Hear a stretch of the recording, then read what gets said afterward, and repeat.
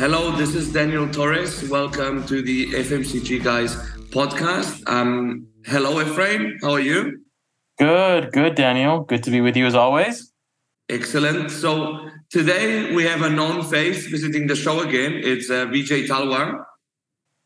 Yeah, I think if I stand correct, his episode is still the most requested episode we've had in our short history. So it made a lot of sense to bring him back and continue to learn from him.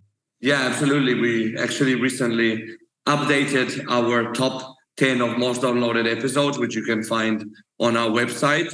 And yeah, we wanted to invite Vijay again because it's always good to speak with Vijay, but also to continue on the conversation and build up on it that we had last year. In that one, we spoke about the importance of having a purpose when leading an organization. You can actually find that episode on the show notes.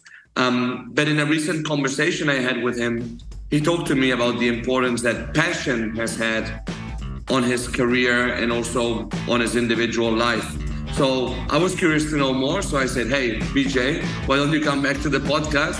So he's Vijay Talwar again.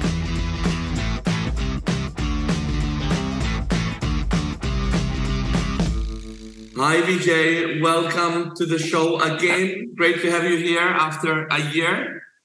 Absolutely, Daniel and Ephraim. Great to see you both. It's been an amazing year and a quite cross-continental journey for me as well. So happy to see you both. Yeah, I think this might be the biggest time zone difference we've had for any of our guests in FMCG Guys' short history, right? I think we're 9 hours, maybe even 9 hours. I think separate us. So thanks for joining at an early time. Yeah, I'm talking to you from the west coast of the US, so it's exactly 9 hours, and appreciate you guys doing this in the evening so it can accommodate my schedule. Anytime, Vijay. We can accommodate for the most downloaded podcast in the history of the we must accommodate. So yeah. So Vijay, first of all, what have you been up to in the last year since we last spoke? I think quite a lot of things that have been going on your side. Absolutely. You know, when we last spoke, I was still based in Amsterdam and I was thinking about a transition back to the US. I made that transition. I was super excited, got a very big role, as a CEO of Wish.com and started there in February of last year. And, there was a lot to do there. And I really enjoyed the 9 or 10 months I was there at the company. But towards the end of last year, I ended up leaving that role.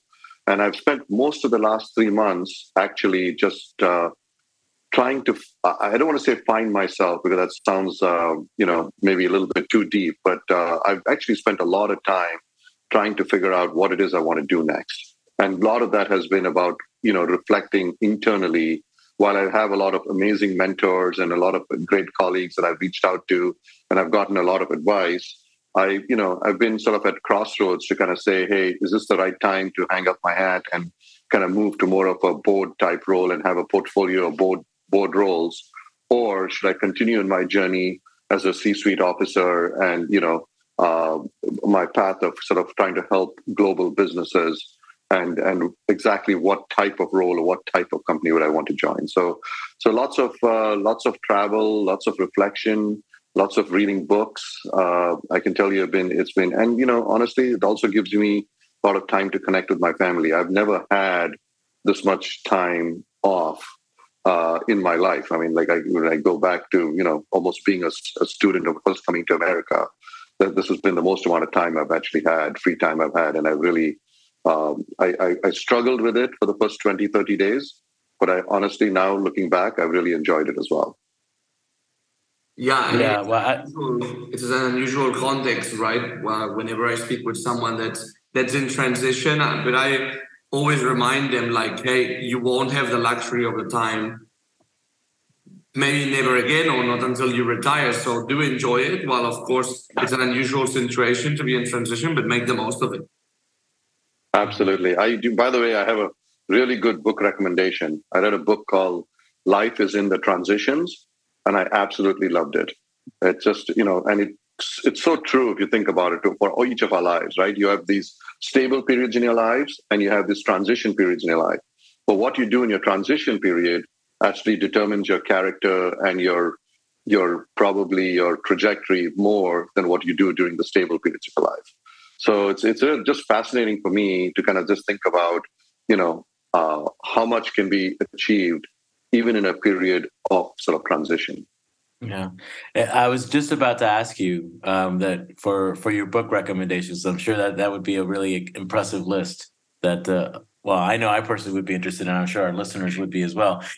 It's interesting to hear you talk about this book, Life is in the Transitions. I remember one of my mentors way back when told me that life happens in the interruptions as well. Absolutely, It's like you can chart your path, but really where life as we know it in terms of like the stuff that we remember, the stuff that we hold on to, that's in the interruptions, the stuff that we don't always necessarily plan for. And we have to embrace those things as well, right? We can't plan for everything. So you have to be able to adapt to those as well. So I absolutely agree. I think it's really important that you have a North Star and know kind of where the ultimate goal is and the destination is. But life is about the journey, not about the destination. Right. So it's all about trying to figure out. And I think for most of us, and especially as I talk to a lot of the newest generation coming into the workforce, the Gen Z generation, I feel like what happens is their take on it is they want to try to get from A to B in the shortest time possible. And, I can tell you that even in my last few jobs, when I get questions from them, there's an underlying sentiment. It doesn't matter if they weren't even in the workforce for 2 years or 5 years or 7 years. They believe that they can do my job better than I can do it.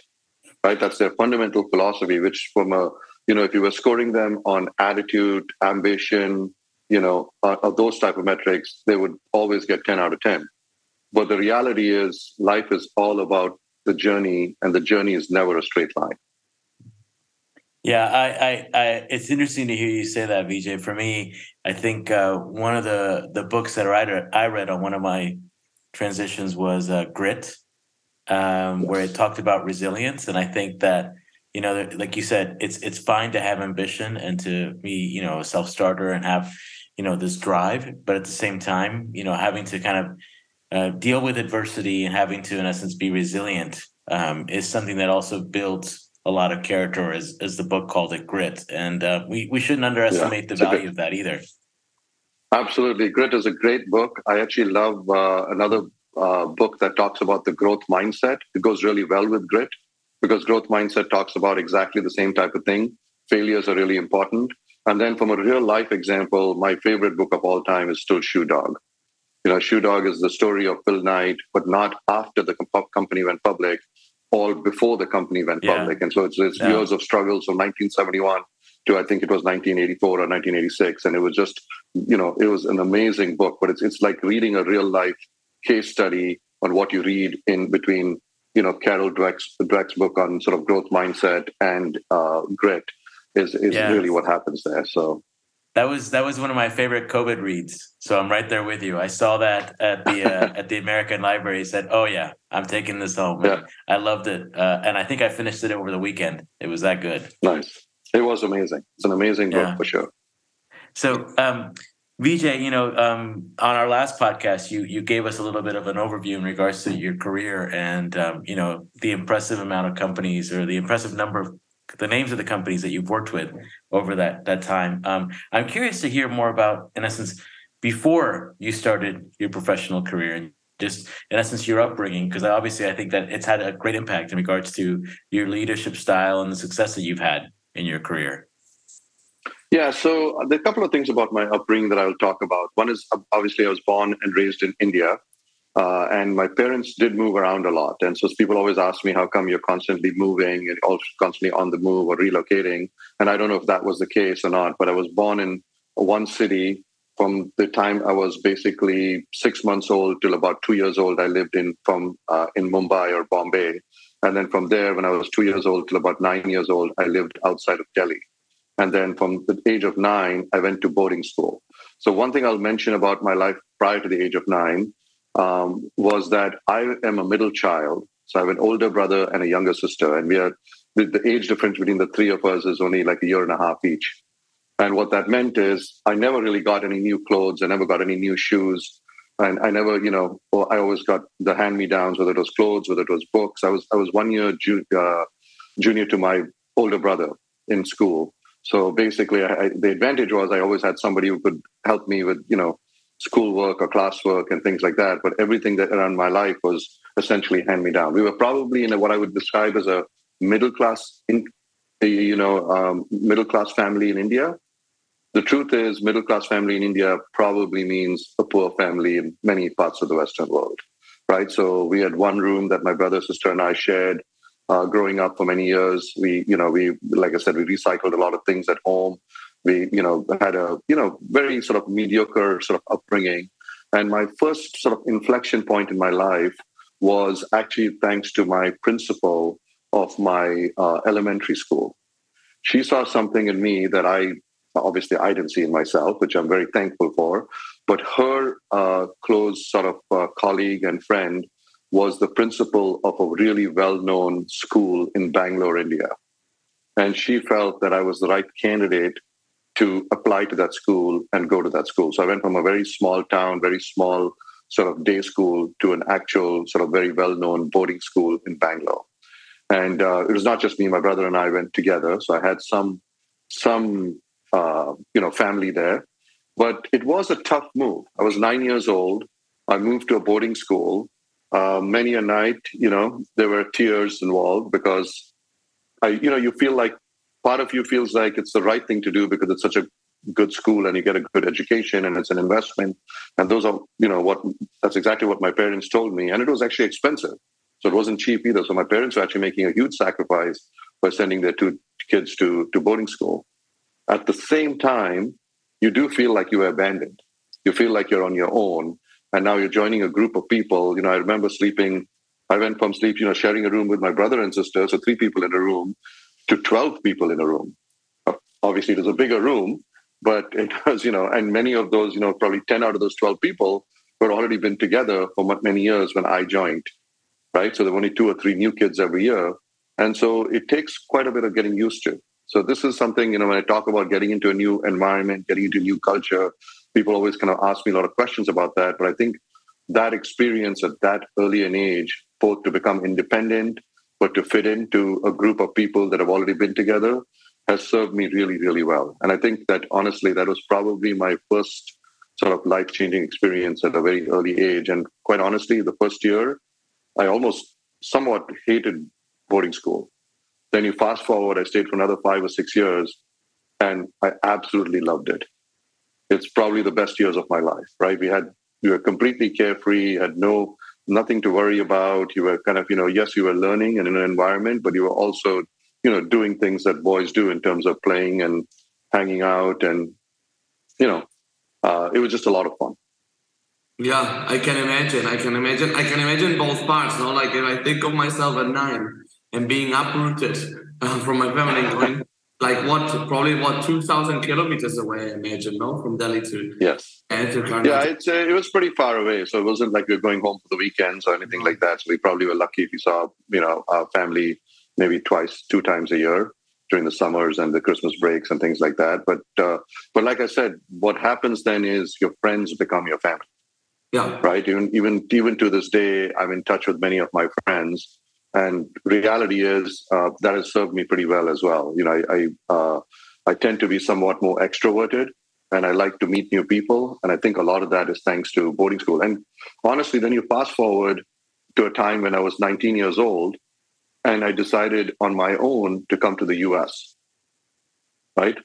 I don't think if I had experienced, staying at home, I would have been as comfortable getting on a plane and going to the US by myself to study.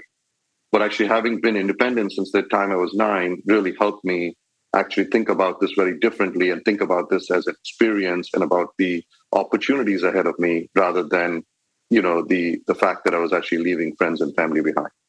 I'm sure. I'm pretty sure that if you hadn't had that experience, you wouldn't have taken the leap of going again, even further away to study, right? And you mentioned that it's interesting that you mentioned that ultimately being in that boarding school was one of the, if not the happiest, one of the happiest times of your life. What other times have you felt really excited about life looking back? From a career perspective, the one thing that absolutely stands out is the 3 years that I spent at the William J. Clinton Foundation, which I think is now called the Bill, Hillary, and Chelsea Clinton Foundation. But I was the head of India and South Asia based in India. And I will tell you that happened as an error. There was no plan to, quit my job and work doing a not-for-profit gig for 3 years.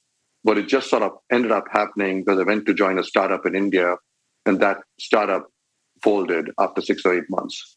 And so I kind of decided that I wanted to try and use this opportunity of being back in my country for two things: on the professional side, to give back, but on the personal side, to make sure that my children have that experience, of enjoying India and living in India like I did as a child. So for me, those two things kind of became really important. And seeing how my, kids have flourished, it was the start of a move. It was a second move, honestly, because I'd moved from Amsterdam, where I was working for Nike, to India to work for the Clinton Foundation. And that move itself, did a lot for me. It was the first time I ever had a CEO title, right? It was the start of a recession, right? So unfortunately, we had to lay off like 25% of our workforce the first week there, right? So there were some really hard decisions. And most importantly, I was not a subject matter expert. Everybody else around the table, worked for UNICEF or the Gates Foundation or, other huge not-for-profits, and they had PhDs and masters in social science, or they had, worked with in healthcare or children with healthcare. So we were doing a lot of work with HIV and AIDS and identifying children that had HIV and AIDS across India and providing free medication to those children, right? But what I found out at that point was, coming into this job, not having the context and not having the upbringing in that not-for-profit world was actually my biggest asset, right? Because I didn't see things that had, especially things that we tried that before, it hasn't worked. I didn't know about those things. I didn't see things that were, kind of like maybe more policy related than practical, right? So I could ask those, what I would define as kind of relatively ignorant questions or naive questions, but people would stop and be like, oh, actually, he has a good point. So that actually really kind of got me going. I think the other thing about that job, which was very, very fulfilling, is that everybody was there because they wanted to be there. Right? I had recruited probably 15 to 20 people to come and work for free when I was at the Clinton Foundation, just because we didn't have the money. And if we didn't get those people and the volunteers, we would have had to fold, at least, or close that office down. So for me, that was a huge highlight in my life, and similar to boarding school, probably my next big inflection point. And so when I look back now, when I was in it, I felt like I was fighting fire every single day. So I'm not even sure I was like, enjoying it at the moment. So a little bit different than the boarding school experience. But as soon as I started getting to the tail end of that experience and reflecting on what the team had achieved in the last 3 years, I was just, I was humbled by what was happening around me and how many lives we had saved. Well, I think it's really it's interesting to hear you mention, like you said, this. I've heard it referred to as being a naive expert as such a huge asset, because typically we tend to think of, subject matter expertise as being, the other side of that coin, and saying, oh, that's, what you want to be, right? You want to be the most knowledgeable person in the room. Whereas this is it's the exact opposite. I was just saying, no, because this frees me up to be able to ask what people think are the dumb questions, because, people typically tend to think of that as in the first 6 months of a new job, right? Which is like, well, I can still ask that, right? But being able to extend that and play that naive expert role is something that I think people probably would benefit a lot from, even when they're past that 6 month time frame, for sure. Yeah, friend, I have to add to that. I have to thank sort of my background at Bain & Company for that as well. So consulting is an interesting platform to be able to do that. Right. So a lot of times in consulting, there are people over 3 years, 5 years, 7 years that start specializing and focus on an industry or a specific skill set. But a lot of times when you get hired initially into a consulting firm, what happens is you go from industry to industry and you're just learning. And you are doing the exact same thing. You're using data to answer questions. and you're asking, to your point, a lot of naive questions, right? But I always, people always ask me a lot about, from a career standpoint, an education standpoint. And I'm one of those people who's very much pro a graduate degree. Nowadays, a lot of the Gen Z folks ask about the fact that, hey, I'm going to make as much money as somebody who's, coming out of a top law school or a top MBA school, or, so why would I waste 2 years or 3 years or 4 years and go back to grad school? And I always feel like, because that opens up new doors, had I not gone to grad school, and I wouldn't have had that chance to go to work at Bain. And if I hadn't had that chance to work at Bain, I'm not sure I could have even done some of the things we just talked about. So you have to be able to have done it and be new to an industry a few times, so that when you get to your third or fourth or fifth new industry, you have a very open mind and you kind of focus on what do you have in common rather than what's different. Yeah, absolutely. And it's interesting because I think, that seeking out of new opportunities, I think, brings obviously a lot of freshness, but it also, in essence, kind of can recharge you as well in terms of, reigniting passion. So I'm curious to kind of, in essence, ask the other side of the spectrum of the question that Daniel asked, which is, you hear a lot, for example, nowadays around people losing passion for what they're doing. Mm-hmm. And I apologize, I forget the name of what they're calling it now, but is it quiet resignation or something? Sorry? Great resignation? Yes, where people are kind of, in essence, just like losing a lot of the passion that they have for their current jobs. And I'm curious to understand, over your career, have you come across some of those kinds of moments where you've lost some of that passion and you start to feel a little bit lethargic? And I'm curious to hear your perspective for our listeners, how you fight through that and how you come out of that time. Yeah, absolutely. I have a great example of that. But before I get into that, I want to talk a little bit about sort of where we left off a year ago, right? A year ago, when we did a podcast together, we talked a lot about purpose-driven organizations and having a purpose. And what has the last few months of reflection has really taught me is that purpose works really good for large global entities or any organization of any size. But the truth is, each individual has a passion, and they need to find how their passion connects to that purpose. That's really what it's about, right? So the truth is, and passion to me it can be a lot of different things to a lot of different people. The way I describe passion is, what is it that you do during your free time, right? So if you think about your weekends, what do you do how do you spend your time on weekends? If you go on hikes and you go outdoors and you go fishing and that's what you're passionate about. How can you turn that into a job? A lot of people are passionate about sports, right? I worked at Nike for many years, and it is a company filled with athletes. I'd never even run a 5K when I joined Nike. And as soon as I joined Nike, within 6 months, I completed an entire marathon, right? That's the influence you have. But I think you have to find that connectivity and that passion. So I'm talking about more the positive side of it. If I were to kind of look at the negative side, I would say that one of the things I made a decision on when I left Blue Nile, which was one of the world's largest retailers of diamonds online, and joined Sears and Kmart. So Sears Holding Company, which is the parent company for Sears and Kmart. It was still a large company. It still did $30 billion in revenue or something like that. But it was declining at a very, very fast rate, right? Now, I had a very specific reason for going to Sears. And that had to do with the fact that I believe the future of the world was not going to be 100% digital like how Blue Nile was, or was going to be 100% stores. I really believe that gap of omni-channel is where more people need to have much deeper skill sets.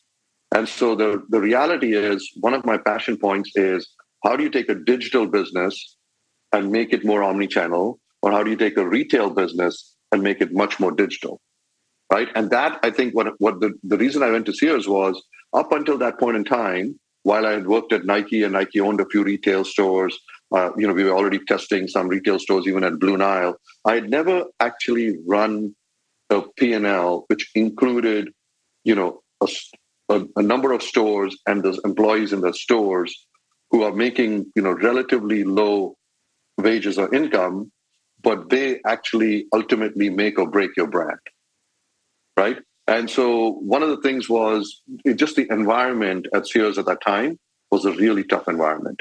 Most people would come in for anywhere between 18 months to 3 years, but none of the executives, very, very few, I probably count them on a single hand, were there for more than 5 or 10 years in the top 20 people in the company, right? So it was a very sort of a tough environment, somewhat sort of spewing kind of negative energy.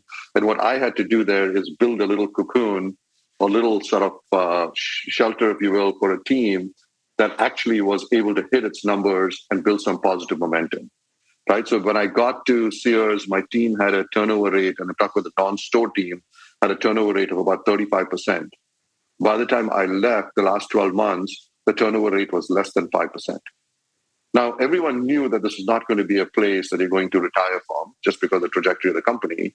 But there was a lot of learning to be had. And what I will say is, even in that environment, while the atmosphere was kind of negative, my little team was extremely positive. And they just were people who believed that if they were empowered, they could get things done. Right. And so my job was to almost protect them from all that other noise and just focus them on how is it that we're going to hit our numbers? What are we going to do differently in this sort of crazy situation that we've all inherited? And how do we make a difference? Yeah. And so it was really about connecting them with the mission of what you're trying to accomplish in a way to instill passion to the team, no? It was, but I think a lot of time it comes down to a very simple thing. I think, passion is very, very complicated, right? Because, and again, it's not normal to go and talk to your colleagues or your boss about what it is you're passionate about. A lot of times your boss or your colleague will react and say, well, that's great. You should find time on weekends to do that. Now focus on your work, right? I have a very different philosophy on that. I think this is something I learned when I was at Nike. I would sit down with all of my employees from day one and ask them where they see themselves 5 years from now. Why did they join Nike? Why have they stayed at Nike? And what is it that drives them, right? And by the answer that I would find, I would ultimately pull out things that they're interested in, right? I don't know if I shared the story the last time we were together, but one of my employees was a financial analyst that came to Nike. And she left after over a year worth of conversations where we had check-ins and talking about her passion and things like that. She left Nike to become an alternative medicine doctor, like acupuncturist, holistic medicine, that piece of it. And for at least a decade, until we kind of lost track of each other's addresses, I would get a Christmas card from her every single year, thanking me for having those honest conversations with her, right? So passion is really about understanding what drives somebody. Right. And then aligning, because companies are so huge, especially in this day and age where you have the Amazons and Googles and Microsofts of the world, they do a lot of different things. Right. So if you're passionate about retail, you could do retail. If you're passionate about technology, you can do technology. If you're passionate about consumer insight, you can do consumer insight. There's so many things that you can do. So understanding from people what is it that they like to do, that's, I think, the most important part. Right. I mean, when I spent 5 years at Foot Locker, and I can tell you, everybody at Foot Locker has a massive sneaker collection, right? And it's just one of those things you don't do it because I'm working at Foot Locker. It's almost like you join Foot Locker because you already have a sneaker collection, and then you double or triple or quadruple the size of that sneaker collection, right? That to me is about passion. Yeah, and personally, like now that you've had some time to reflect as well. And connect more with yourself. What do you think that you're ultimately passionate about, and how have you integrated that with work in your career? So I'll talk about historically, and then maybe some of the changes that I would like to make, or what I aspire to do, I guess. So historically, what I found was I was extremely passionate about the intersection of sort of three things. Digital, as I mentioned earlier, I got kind of into digital in the early days. So that was important to me to be a digitally led business. Global, right? So we've lived as a family in Asia, in Europe, and in North America. So having a global business was sort of a big part to me. And the third was lifestyle. I used to say sneakers, but now I call it lifestyle because sneaker culture has gone way beyond just something you put on your feet, right? It's become an entire, calling for the next generation, right? So when you think about the youth today and the Gen Z consumers today, they are huge sneakerheads, right? And they're into art, they're into music, they're into all these things. So like to think of that as lifestyle. So I like the sort of the combination of those things, right? That happens in spades if you think about it at the global luxury brands. It happens in spades at brands like Nike and Adidas and Puma and Under Armour and those kind of brands as well. It happens, it can happen anywhere. Like Off-White is a great example of something that started relatively recently and has done a really good job, right? So those are the kind of things. As I started reflecting over the last 3 to 6 months in terms of what I wanted to do next, I kind of added a fourth pillar to it because I found that when I had free time, unlike a lot of other people who kind of do more staycations and want to stay at home, want to kind of, relax, want to spend time our family, I don't know if it's because we've lived in different places, but our family constantly found an excuse to get on a plane and get to one more country that, we have 2 different apps that we use to track the number of cities and the number of countries we've been to. And it's not just me, it includes my wife, my son, and my daughter as well. Right. So we love that whole thing. So then I realized that travel is probably that fourth pillar that I would add to that digital pillar, to that international or global pillar, to that sort of lifestyle and choice pillar. But those 4 pieces where they interact is really, I feel, where I'm sort of the most passionate, right? So it kind of opened up my eyes and kind of said, you know what? Now I want to talk to hotel chains, and maybe I want to talk to airlines, and maybe I want to talk to other things that are sort of that where they see their brand or their consumer direct business going, right? So those are the kind of things that I've been kind of spending a lot of time on over the last 2 to 3 months. And, I've been very excited because I think that you can definitely take what I describe as your hobbies and your passion and make that a much bigger part of your career and your paycheck. Yeah. So I'm going to have to get the name of that app from you, Vijay, because I think our family tends to kind of fall into that same passion. I can give it to you. There are 2 of them actually. One is called Visited, VISITED, and the other one is called Bean, as BEEN. They're very simple, very straightforward. I'll add them to the show notes together with the book recommended before. Yeah, no, telling you, Vijay is a fountain of knowledge on all subjects. So I don't know about that. No, I would strongly disagree, and I don't think I'd be alone in that.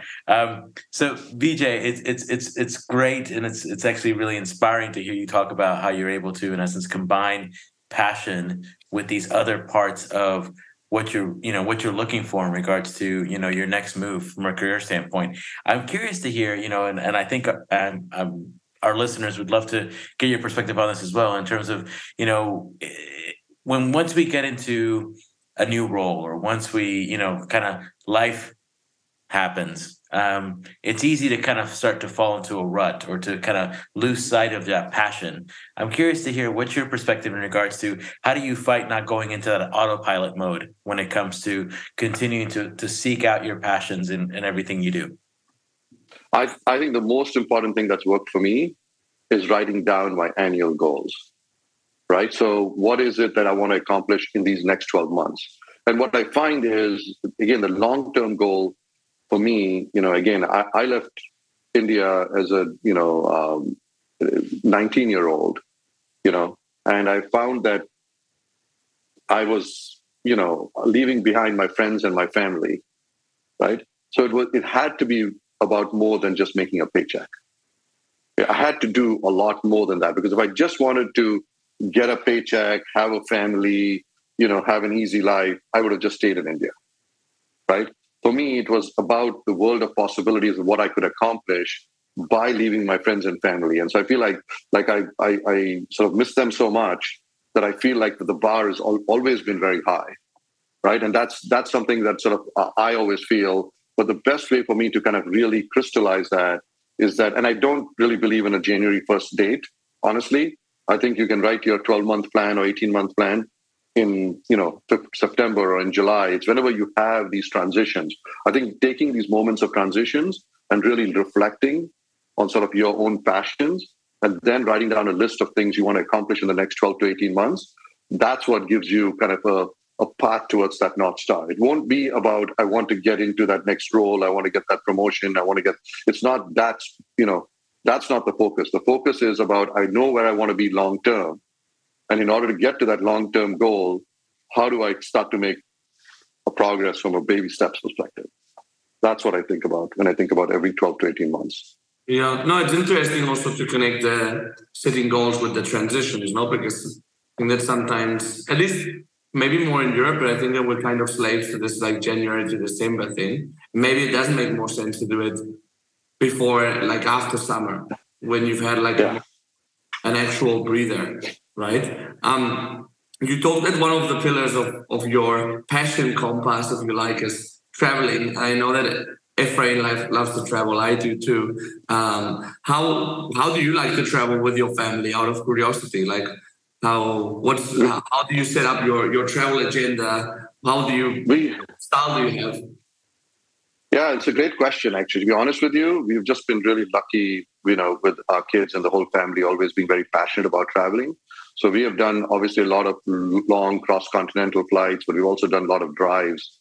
One of my highlights of my life actually was even before my family, two friends and I drove all the way from Ohio to California and spent a month on the road just discovering places across the US. And we were poor students at the time. We didn't have a lot of money. So we were staying mostly with friends and families and people, that we knew from college that happened to be home for the summer and things like that. But it was definitely a highlight. Another one that is a huge highlight for me is I've done 2 treks in the Himalayas, right? So one in a country called Bhutan, which if you've never been to Bhutan, it is literally the best country in the world to visit. And I can talk about that for an hour separately, but I won't go there now.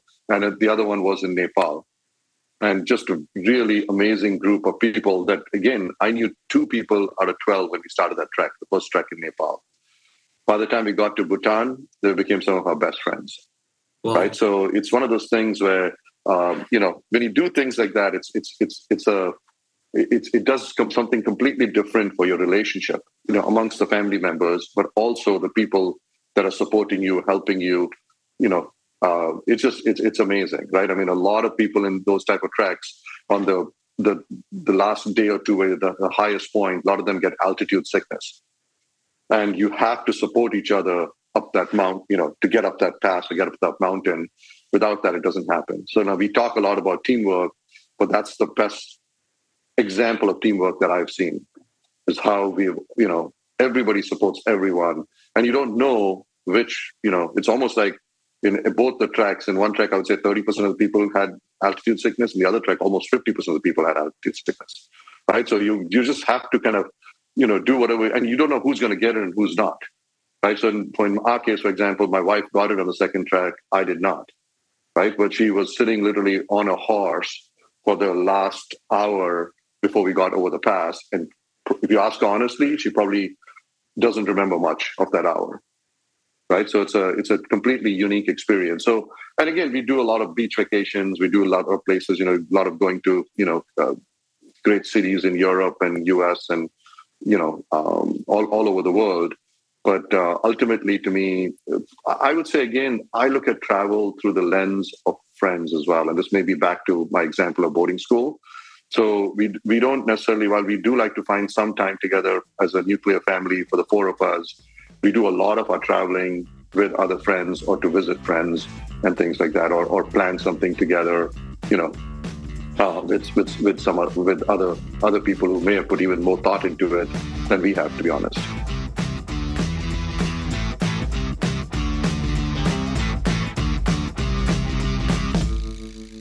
This was Vijay Talwar.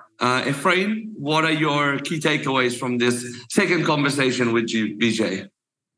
Well, I think I always enjoy my conversations with him, whether that be on this podcast or the times we've been able to meet actually in person when he was in Amsterdam.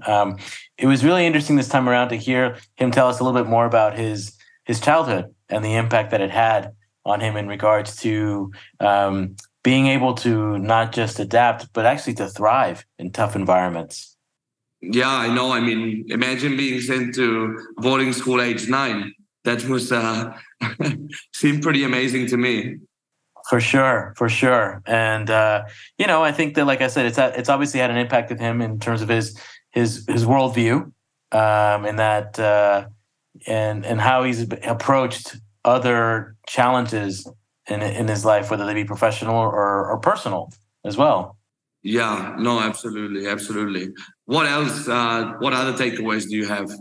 I can always count on Vijay to impart some really good frameworks and just some really good actions that I take to heart, and I try to embed into what I'm doing for me in terms of my career.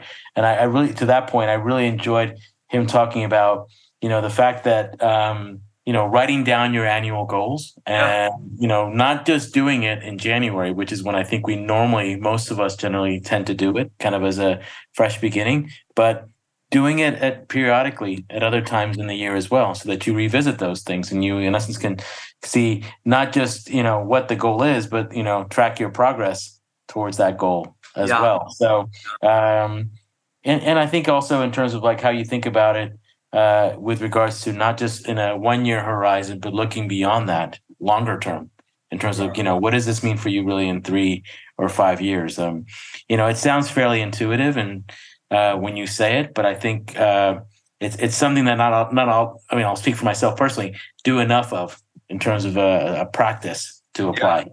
Well, but I think that sometimes it can feel a bit like forced, if you like, that it feels more like a chore. So I like the fact that he mentioned, as you said, like in a more organic way, like maybe after a summer holiday. So after a transition, right? Because as he said, and I think you agreed with him as well, life is in the transitions. So that may be a more organic, probably healthier moment to write about your goals for the year, for the next period until the next transition. Yeah, absolutely. And I think also, something else that I took away from our conversation was hearing him talk about, again, as we said at the beginning, the role of passion in terms of your career, and really identifying what those key pillars in your career path need to be. And, for him, he's been very clear, I think, for himself in regards to what those pillars are, and really identifying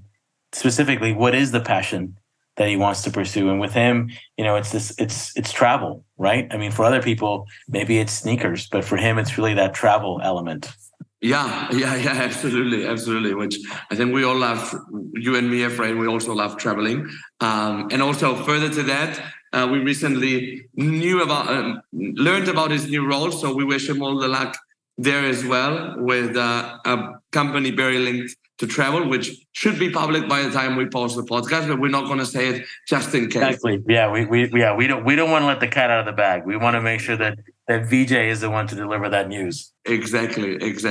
Fantastic. Well, thanks, Efrain, again.